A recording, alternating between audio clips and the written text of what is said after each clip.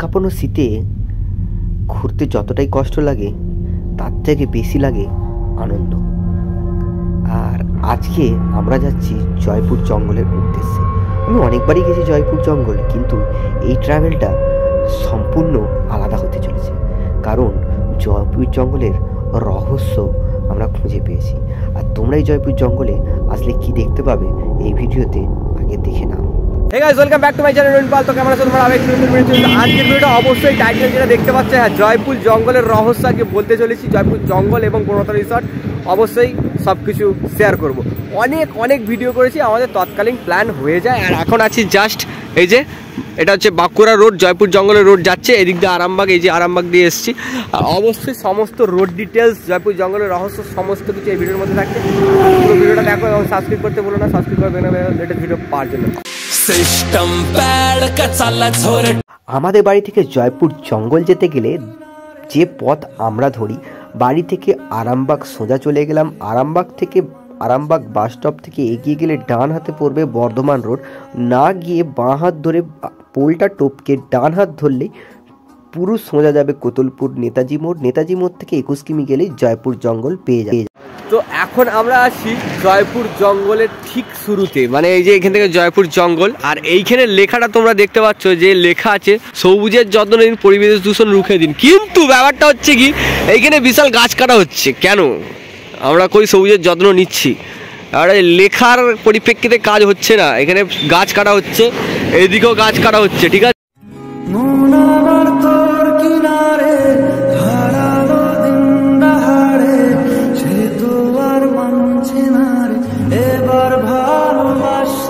এই যে রোডটা যাচ্ছে, এই যে রোডটা থেকে আমরা এইখান দিয়ে উঠে এলাম। ঠিক আছে, এখান দিয়ে উঠে এসে আর এই দিকে যাবো ব্রিটিশ এয়ারপোর্টটা, মানে ব্রিটিশ যুগের যে এয়ারপোর্ট ছিল সেই এয়ারপোর্টটা আমরা দেখতে পাবো এইদিকে। ঠিক আছে, মামা যখন আমাদের মাথার ওপর আর আমরা ঠিক জঙ্গলের এরকম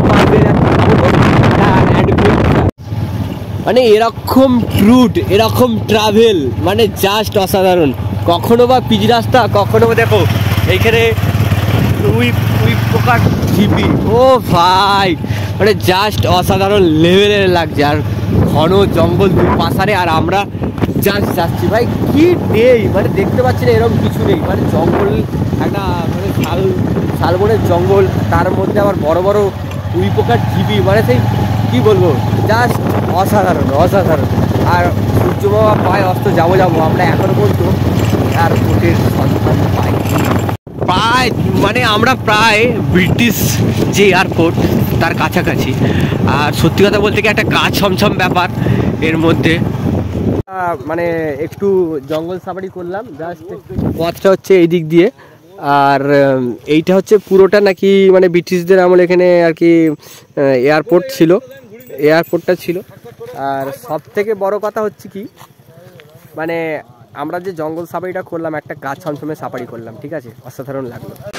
मैं मेरे भैया गेल गाड़ी चला रेल स्कूल में बेसक पास कुनी मारे आगे सारे फेल गाड़ी सारे ढड़की चला रहो सब की रुका मरा ठा झुनो सुपर आयुक। ঠিক দেখতে পাচ্ছ, জয়পুর জঙ্গল থেকে জঙ্গলটা পার করার পর এই গেটটা পড়বে, আর ওই দিক দিয়ে যাচ্ছে বাঁকুড়া চলে যাচ্ছে। আর এইটা হচ্ছে বিষ্ণুপুর। ঠিক আছে, এইটা বিষ্ণুপুর টুক, জাস্ট অসাধারণ নেচার ভাই। আর আমার পেছনেই ছেড়ে দিলাম এই যে বিষ্ণুপুর গেট। ঠিক আছে, আর একটাই কথা, এখন হচ্ছে আমার মাথায় হেলমেট নেই, কিন্তু আছে হেলমেট, আমি কথা বলার জন্য হেলমেটটা খুললাম।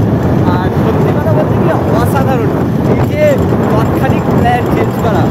ঘুরতে যেতে গেলে, আমি বারবার বলি, ঘুরতে যেতে গেলে মানে প্ল্যান করে কিছু হয় না। ঠিক আছে, এই যে একটা আনন্দটাই লাগে, হেভি আনন্দ, মানে একটা ফুরফুরে মন হয়ে গেল ভাই। ছোট্ট মানে এরকম আর কি প্ল্যান চেঞ্জিংয়ের জন্য আমরা আবার এলাম সেই ঐতিহাসিক এরকম একটা জায়গায়, সেই বিষ্ণুপুর।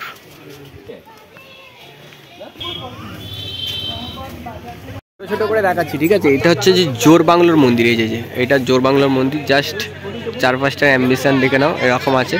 আর সবকিছু পোড়ামাটির মহারাজা বীর হামবীর উদ্যানে ঢুকছি। হচ্ছে যে পোড়ামাটির মার্কেট। আর এই যে পোড়ামাটির মার্কেট হচ্ছে যে শনিবার আর রবিবার বসে 2টো থেকে, মানে মানুষজন যতক্ষণ থাকবে আর কি, 8টা পর্যন্ত বসে আর কি। চলো আমরা পোড়ামাটি মার্কেট থেকে এই যে কেনাকাটা করলাম কিছু, বাড়িতে গিয়ে তার দিকে দেবো। চলো বেরিয়ে যাই এদিকে। আপাতত আমরা বড়দা রিসোর্টে ঢুকে গেছি, আর এখানে হচ্ছে খাওয়া দাওয়াটা করবো। ঠিক আছে, ব্যাপারটা হচ্ছে কি, খুব খিদে পেয়েছে, খাওয়া দাওয়ার পর তারপর এনার্জি পাবো, তারপরে সব কিছু বড়দের একটু ছোটো করে ঘুরে দেখাবো। আর আমার অর্ডার দিয়ে দিয়েছি, তারপরে মেনুটা দেখাই একটু। দেখো এখানে অনেক কিছু আছে মেনু। চিকেনের দামটা শুধু দেখো ভাই, গ্রেভি চিকেন 220, বাম্বু চিকেন 450, এরকম ব্যাপার আর কি, ঠিক আছে, অনেক কিছু ব্যাপার আছে। আর এইখানে একটু স্পেশাল ননভেজটা দেখে নাও, ইমু কষা 350 টাকা, আচ্ছা কয়েল কষা 220 টাকা, টার্কি কষা 300 টাকা, হাঁস কষা 300 টাকা, আচ্ছা করকনাথ চিকেন কষা 350 টাকা, তিতির চিকেন 350 টাকা। অবশ্যই তোমরা এলে এই সব জিনিসগুলো পাবে স্পেশাল। আর এইখানে সবচেয়ে স্পেশাল হচ্ছে ব্যাপার হচ্ছে শাল পাতার ওপরে খেতে দেয়, ঠিক আছে, মানে বীজ থাকে তার উপর শাল পাতা, তার উপর খেতে দেয়। যে সবজির ভেজ থালিটা ছিল সেটা চলে এসেছে, দেখো এই যে শাল পাতা দিয়ে এটা রেডি করা আছে, আচ্ছা ভাত ডাল দিয়ে গেছে, আচ্ছা এটা হচ্ছে শুক্তো, এটা হচ্ছে যে পোস্ত, আর এটা হচ্ছে যে বাঁধাকপির তরকারি, ঠিক আছে, আর একটা লেবু একটা লঙ্কা দিয়ে, এটা হচ্ছে 100 টাকার থালি, ঠিক আছে। চলো খাওয়া যাক। খাওয়া দাওয়া শেষে বিলটা আমাদের হাতে চলে এলো 1144 টাকা, ঠিক আছে। অবশ্যই এবার আমরা একটু পুরোটা হালকা ছোট করে ঘুরিয়ে দিই। এই যে এখানে দেখতে পাবে ফুল, মাটির ঘর, তার ভেতরে দেখতে পাবে শ্বেত পাথরের, ঠিক আছে। আর এখানে আছে ওয়েলকাম বনলতা, সব দেখিয়েছিলাম। আর এখন তো রিসেন্ট পার্বণ, ঠিক আছে, এই পার্বণে এইটা না দেখালেই নয়। দেখো